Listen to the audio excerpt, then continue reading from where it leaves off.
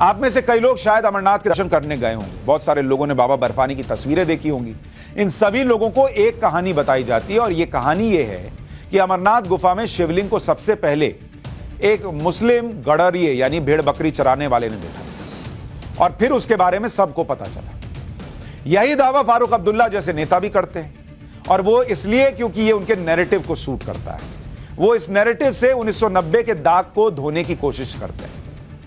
पहले आप सुनिए कि फारूक अब्दुल्ला ने क्या कहा, फिर जरा पूरा हिस्ट्री का चैप्टर खोलकर बताऊंगा क्या सच है क्या झूठ है। यात्रा जो है वो कश्मीरियों ने हर वक्त दिल से चलाई।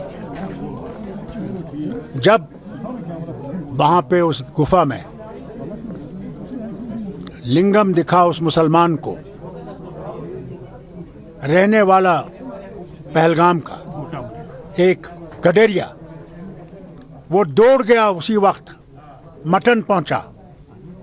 मटन में उसने कश्मीरी पंडितों के जो बड़े बड़े हैं उनको कहा मेरे साथ आओ, मैंने आज ऐसी चीज देखी है जो मैं हैरान हो गया। कौन था वो? मुसलमान था। फारूक अब्दुल्ला वही कहानी बता रहे हैं जो कहानी वर्षों से हमें बताई जा रही है। और कहानी जो उन्होंने छोटे में बताई उसका जो किंवदंती जो कहते हैं उसका वर्जन आपको सुनाता हूं कि बूटा मलिक नाम के एक मुस्लिम गडरिये ने अमरनाथ गुफा की खोज की थी, कि उसी ने खोजा था। गडरिया बूटा मलिक पहाड़ों पर अपनी बकरियों को चराने ले गया था। तभी उसे वहां एक साधु के दर्शन हुए। साधु ने बूटा मलिक को कोयले से भरा एक थैला दे दिया। जब बूटा मलिक घर पहुंचा और थैले को खोला तो हैरान रह गया। थैले में कोयले की जगह सोने के सिक्के थे। इसे देखकर वो काफी खुश हुआ। बूटा मलिक को लगा कि उसे उस दिव्य साधु को धन्यवाद देना चाहिए जिसने उसे सोने के सिक्के थमा दिए। इसलिए बूटा मलिक दोबारा उसी जगह पर पहुंचा जहां उसे साधु के दर्शन हुए थे, लेकिन बूटा मलिक को दोबारा वो साधु नहीं दिखे। इसके बजाय उन्हें एक पवित्र गुफा मिल गई। गडरिया बूटा मलिक गुफा के अंदर गया तो उसने देखा कि भगवान शिव बर्फ के बने शिवलिंग के आकार में स्थापित थे। इसके बारे में उसने लोगों को बताया और इस तरह पवित्र अमरनाथ गुफा की खोज हुई। इस कहानी को थोड़ी देर के लिए सच भी मान लें तो कम से कम इतना तो कहेंगे कि वो गडरिया आज के कुछ लोगों से तो बेहतर ही था, क्योंकि आज तो लोगों को शिवलिंग दिख भी जाए तो फव्वारा साबित करने पर लगे। कम से कम उसने शिवलिंग को पहचान तो लिया था, कम से कम कहानी सच मानने तो। लेकिन गडरिये बूटा मलिक की कहानी को सच माने तो ऐसा लगता है कि उससे पहले बाबा अमरनाथ का कोई जानता ही नहीं था। दावा यह है कि 1850 में गडरिये बूटा मलिक ने अमरनाथ गुफा की खोज की, लेकिन क्या 1850 से पहले अमरनाथ की गुफा को कोई जानता नहीं था? हमने जरा इतिहास के पन्ने पलटे तो पता चला कि साल 1663 में मुगल बादशाह औरंगजेब ने कश्मीर की यात्रा की थी। औरंगजेब के साथ एक फ्रांसीसी यात्री फ्रैंकोइस बर्नियर भी था। बर्नियर ने अपनी किताब ट्रैवल्स इन मुगल एम्पायर में लिखा कि कश्मीर में यात्रा के दौरान वो एक प्राकृतिक गुफा में भी गया जहां बर्फ जमी हुई थी। यानी एक तरह से वो अमरनाथ गुफा का जिक्र कर रहा था, जो गडरिये बूटा मलिक की कहानी से करीब 200 साल पहले की बात है। सर फारूक अब्दुल्ला साहब, 200 साल पहले मुगल काल में भी देख कर गए हैं लोग। खैर, हमें लगा और तलाशते हैं क्या सबूत मिल सकते हैं। आयरलैंड के एक इतिहासकार विंसेंट आर्थर स्मिथ ने फ्रांसीसी यात्री फ्रैंकोइस बर्नियर की किताब का जो अनुवाद किया तो उसमें भी उन्होंने लिखा कि बर्नियर ने जिस गुफा का जिक्र किया था वो अमरनाथ गुफा ही थी। विंसेंट आर्थर स्मिथ ने लिखा कि बर्फ से ढकी वो गुफा अमरनाथ गुफा थी, जहां टपकते पानी से बर्फ की एक आकृति बनती है और हिंदू श्रद्धालु उस आकृति को भगवान शिव मानकर उसकी पूजा करते हैं।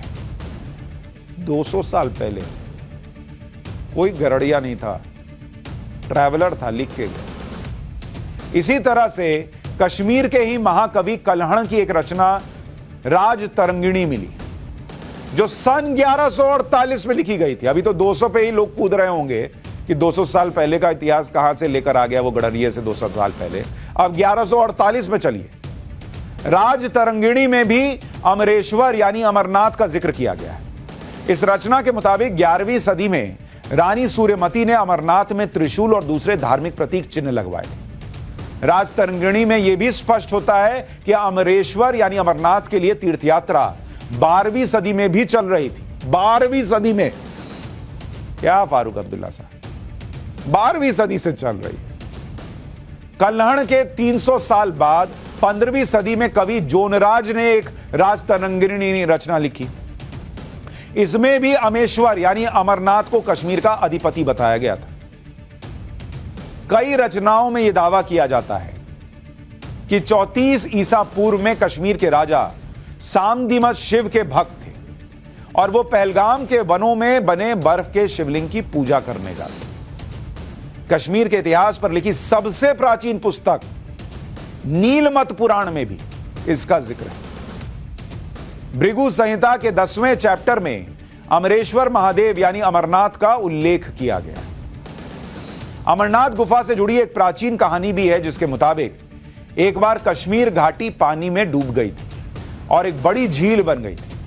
कश्मीर घाटी को बचाने के लिए ऋषि कश्यप ने सारे पानी को कई नदियों और छोटे छोटे जल स्रोत के जरिए बहा दिया।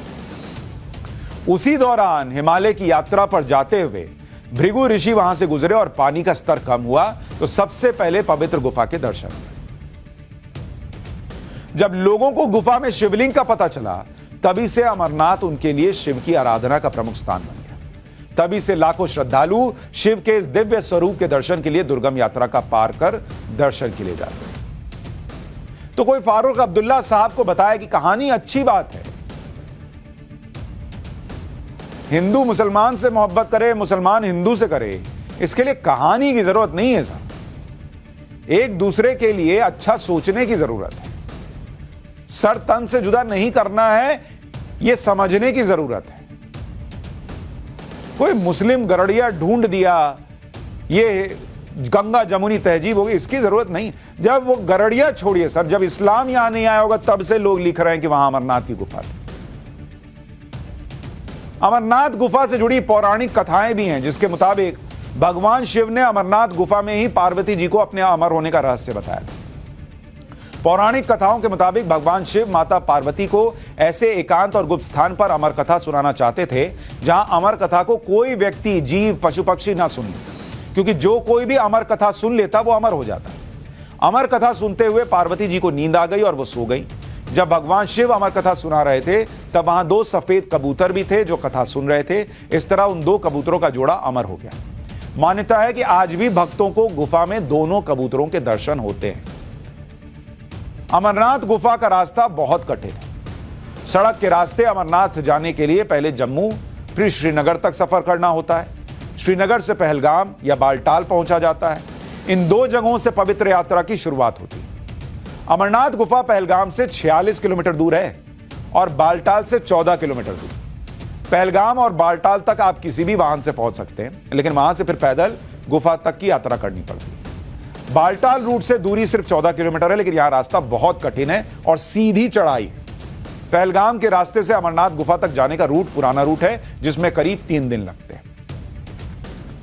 हर साल लाखों श्रद्धालु अमरनाथ गुफा में बाबा बर्फानी के दर्शन करते हैं और ये किसी गरड़िए के वजह से नहीं जाते हैं कि उसने ढूंढ दिया, कह दिया अरे देखो शिवलिंग मिल गया, अरे चलो चलो चलो। सदियों से जा रहे हैं सर। खबरों के पीछे की खबर पहुंचाते हैं हम, आपकी आवाज को मुद्दा बनाते हैं हम। टाइम्स नाउ नवभारत को YouTube पर लाइव देखिए, सब्सक्राइब करिए और बेल आइकन जरूर दबाइए।